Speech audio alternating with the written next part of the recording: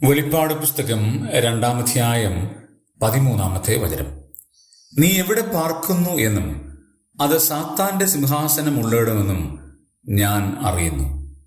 പെർഗമോസിലെ സഭയുടെ ദൂതന് ദൈവത്തിന്റെ ദൂത് എഴുതുമ്പോൾ പെർഗമോസ് സഭ സ്ഥിതി ചെയ്യുന്ന സ്ഥലത്തെക്കുറിച്ച് രേഖപ്പെടുത്തുന്ന ഒരു പദമാണ് സാത്താന്റെ സിംഹാസനമുള്ളിടം. അങ്ങനെയാണെങ്കിൽ നമുക്ക് ഈ വാക്യം വായിക്കുമ്പോൾ സാത്താന്റെ സിംഹാസനം പെർഗമോസിലാണോ എന്ന് സംശയം തോന്നും.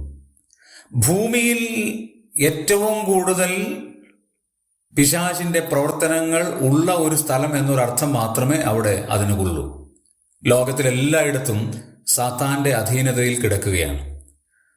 സർവ്വലോകവും ദുഷ്ടന്റെ അധീനതയിൽ കിടക്കുന്നു എന്ന് നമ്മൾ തിരുവചനത്തിൽ വായിക്കുന്നു.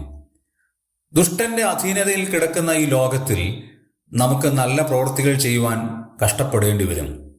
അതിന് മനസ്സ് തുറക്കേണ്ടി വരും. മാനസികമായി, ശാരീരികമായി, ആത്മീകമായി തയ്യാറെടുപ്പുകൾ നടത്തേണ്ടി വരും. കാരണം നാം പാർക്കുന്നത് സാത്താന്റെ സിംഹാസനമുള്ള ഒരു ഭൂമിയിലാണ്. വളരെ ദൈവകൃപയോടെ നാം ജീവിക്കണം എന്ന് വരികിൽ ദൈവത്തിന്റെ സന്നിധിയിൽ നമ്മെ തന്നെ താഴ്ത്തി വിധേയപ്പെടുത്തി ഓരോ നിമിഷവും ദൈവകൃപയിൽ പ്രാപിച്ച് ജീവിക്കാനേ കഴിയുള്ളൂ. ആകയാൽ ആ ഭയത്തോടെ നമുക്ക് ജീവിക്കാം.